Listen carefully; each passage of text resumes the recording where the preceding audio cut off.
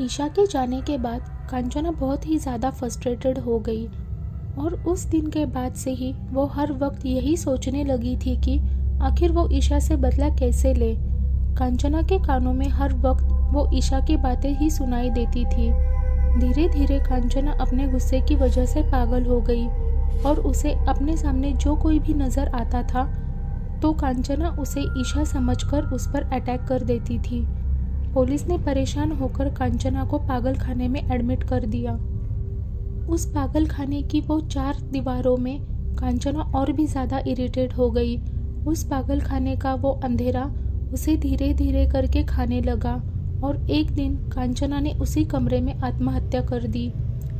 कांचना के सुसाइड करने की खबर जैसे ही ईशा और विजय को पता चल गई वैसे ही उसे बहुत दुख हुआ, लेकिन एक तरफ ईशा बहुत ही ज़्यादा खुश हो गई और वो अपने मन में सोचने लग गई, अच्छा हुआ मर गई, बड़ी आई थी मुझसे बदला लेने वाली।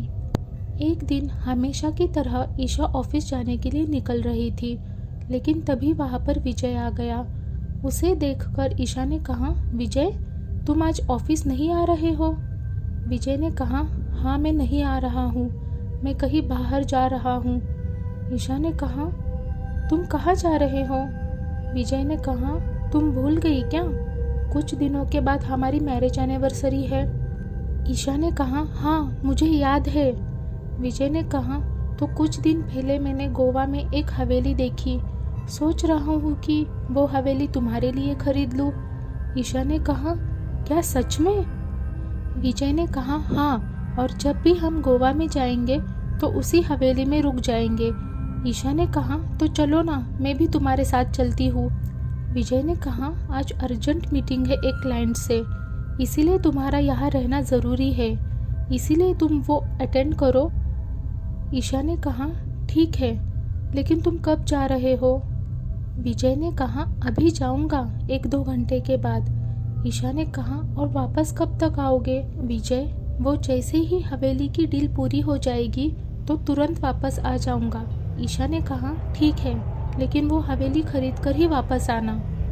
विजय ने कहा, हाँ देवी जी, जैसा आप कहे, लेकिन तुम्हें छोड़कर जाने का मन नहीं कर रहा है। ईशा ने कहा, क्यों, तुम्हें मुझ पर भरोसा नहीं है क्या? विजय ने कहा, ऐसा कुछ नहीं है, तुम मेरे साथ गोवा में चलो। ईशा ने कहा, लेकिन विजय, मीटिंग का क्या? विजय ने कहा, वो मैं कैंसिल करता हूँ। ईशा ने कहा, विजय, कहीं तुम्हें ऐसा तो नहीं लग रहा है ना कि मैं मीटिंग में ठीक से प्रेजेंटेशन नहीं दे पाऊँगी? विजय ने कहा, डियर, ऐसा कुछ नहीं है, मुझे तुम पर पूरा भरोसा है, लेकिन पता नहीं क्यों मेरा दिल कह रहा है कि आज हम दोनों के साथ कुछ बुरा होने वाला है।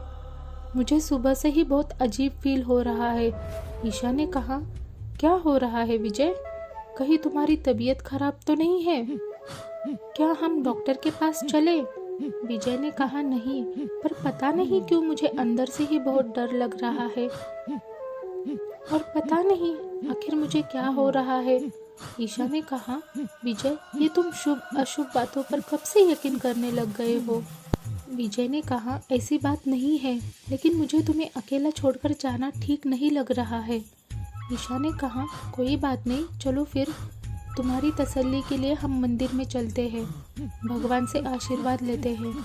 विजय ने कहा, ठीक है, तुम्हें लेट हो रहा होगा, तुम जाओ ऑफिस, मैं गोवा जाने से पहले मंदिर से होकर ही जाऊंगा। उसके बाद ईशा ऑफिस में जाने के लिए निकल गई। थोड़ी देर बाद विजय भी तैयार होकर गोवा में जाने के लिए निकल गया। रात के 8 बज चुके थे। ईशा ऑफिस से अपने घर की तरफ जाने के लिए निकल रही थी। उस वक्त ईशा बहुत खुश थी क्योंकि उसने अपने बिजनेस की मीटिंग सक्सेसफुली अटेंड की थी और वो रास्ते में विजय के बारे में ही सोच रही थी, आज मैंने बहुत बड़ी डील कर दी, अब विजय बहुत खुश होगा। कुछ देर बाद ईशा अपने घर पहुंच गई। उसके बाद ईशा जब घर के अंदर चली गई तो घर में पूरी तरह से अंधेरा छा गया था और घर के अंदर कोई नौकर नज़र नहीं आ रहा था। ईशा समझ नहीं पा रही थी कि आखिर ये सब क्या हो रहा था। उसके बाद ईशा दूसरे कमरे में चली गई और उसने जो अपने सामने देखा वो देखकर पूरी तरह से शॉक्ड हो गई। क्योंकि उसके सामने एक लड़की थी। उस लड़की ने ईशा के दूसरी तरफ मुंह किया था, इसीलिए वो उस लड़की का चेहरा नहीं देख पा रही थी। इसीलिए ईशा ने उस लड़की से पूछा, कौन हो तुम? आखिर वो कौन लड़की है जो ईशा के घर में थी? कहीं वो कांचना या फिर उसका भूत तो नहीं? आखिर क्या होगा आगे ईशा का? और क्या विजय गोवा में हवेली खरीद पाएगा? कहीं वो हवेली भूतिया तो नहीं होगी?